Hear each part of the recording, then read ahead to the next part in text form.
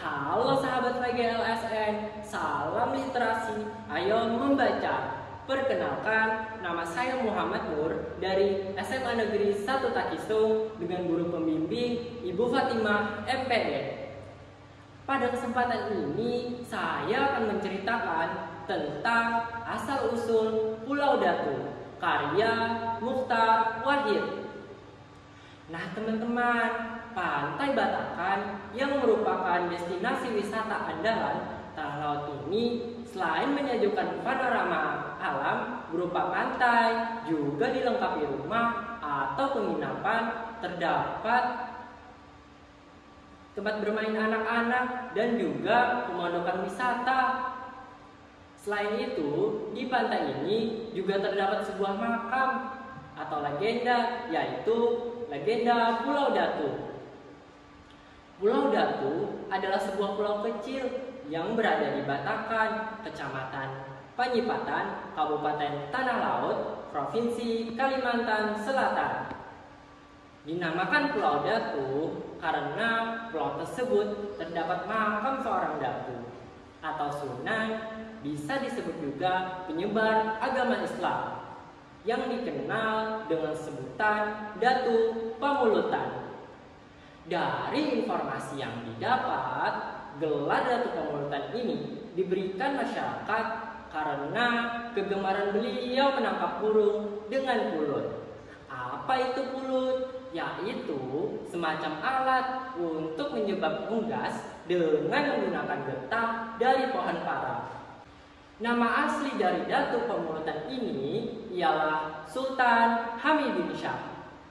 Beliau berasal dari Batangbanyu, Pangapan, Martapura. Beliau juga mempunyai seorang adik yang bernama Sultan Ridwansyah dan juga seorang pendakwah Islam. Tetapi bedanya ialah Datu Pamulutan hanya berdakwah di kawasan timur Kalimantan Selatan, sedangkan adiknya berdakwah di kawasan barat Kalimantan Selatan. Nah teman-teman, Datu Pamulutan juga mempunyai seorang murid yang selalu setia yang mengiringi perjalanan beliau. Namanya ialah Haji Samsudin, yang mempunyai nama asli yaitu Bangasyara. Samsudin menurut informasi warga, ia adalah penduduk asli Tanjung Dewa. Di akhir hayatnya, sang murid ini juga meminta untuk dimakamkan di Pulau Datu. Karena itulah maka makam keduanya ada di kubah dan Pulau Datu tersebut. Posisinya lurus di hujaran makam Datu Pamulutan. Di dalam kubah tersebut masih ada dua makam lainnya, yaitu yang pertama makam Haji Abdul Somad dan yang kedua makam Haji Jafri. Mereka adalah dua bersaudara. Sebagai seorang guru agama, pada saat wafatnya beliau juga berpesan agar dimakamkan di Pulau Datu tersebut. Datu Pamulutan selama hidupnya beliau senantiasa melaksanakan tugas dan kewajiban sebagai seorang wali Allah untuk menyebarkan agama Islam.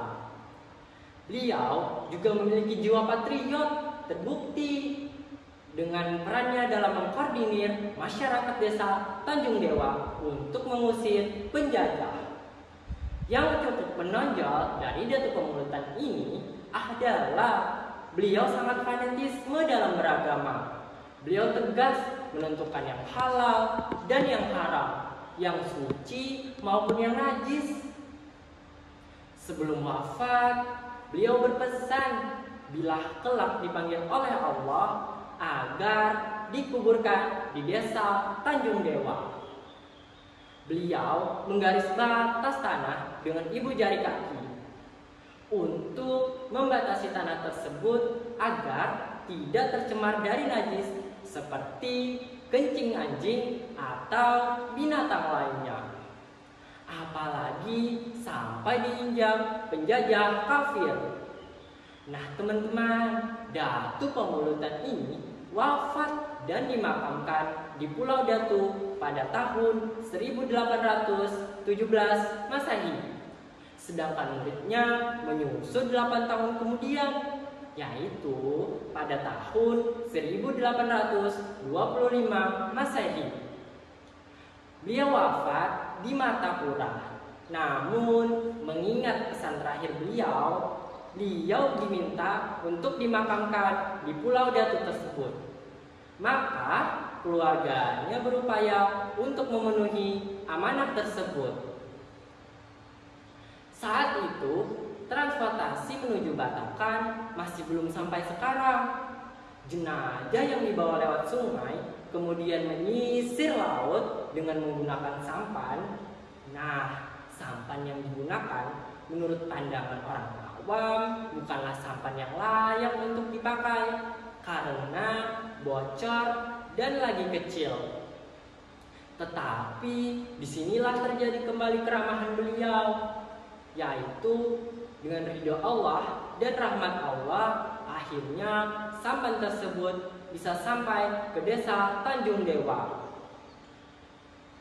Menurut riwayat yang dibacakan setiap peringatan haul Datu Pemulutan, nama Muhammad Tahir itu nama samaran karena nama asli beliau ialah Hamidin Syah. Bergelar sultan dari kerabat kerajaan Martapura. Juru kunci makam keramat Datu Pemulutan ini, Musa mengaku mendapatkan mandat dari Guru Haji Gusti Anang Jagali, tokoh dari Martapura, untuk merawat makam tersebut sejak 1999 yang lalu. Gelar Datu Pemulutan itu ada ceritanya loh. Sultan Hamidin Syah tidak ingin selisihnya diketahui, maka beliau memilih hidup jauh dari Giamak, lingkungan keramaian Banjar, dan kota Martapura. Keseharian beliau dilewati dengan berburu satwa unggas, yaitu berjenis burung, yang memang banyak di hutan kawasan Batakkan dan sekitarnya.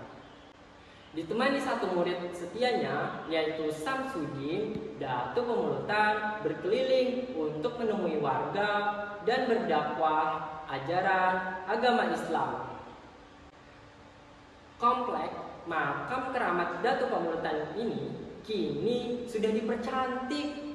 Pemerintah melengkapi sarana tandem untuk air wudhu, mandi, dan toilet, serta penerangan bertenaga surya.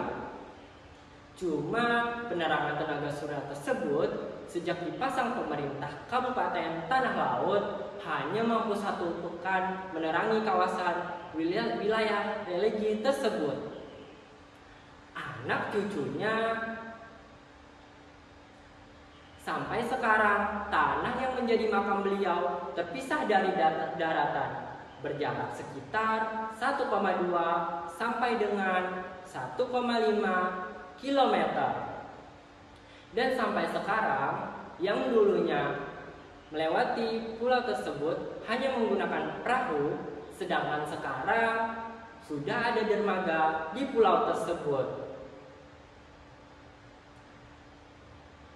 Marilah sebagai generasi muda kita tetap jaga dan lestarikan legenda atau dongeng datu-datu yang ada di daerah, khususnya Kalimantan Selatan, agar tidak musnah oleh kemajuan zaman. Ayo teman-teman, ajaklah keluarga kalian untuk ke makam Datu Pemulutan supaya kita ingat dengan sejarah dan tidak terbawa musnahnya oleh perkembangan zaman. Demikian legenda tentang Pulau Datu. Semoga bermanfaat dan memberi pelajaran serta menghibur. Mohon dukungannya dengan cara like, komen, dan subscribe, serta share video ini sebanyak-banyaknya ke teman, sahabat, maupun kerabat terdekat kalian. Terima kasih sahabat PGLSN. Salam literasi, ayo membaca. Wassalamualaikum warahmatullahi wabarakatuh. Sampai jumpa.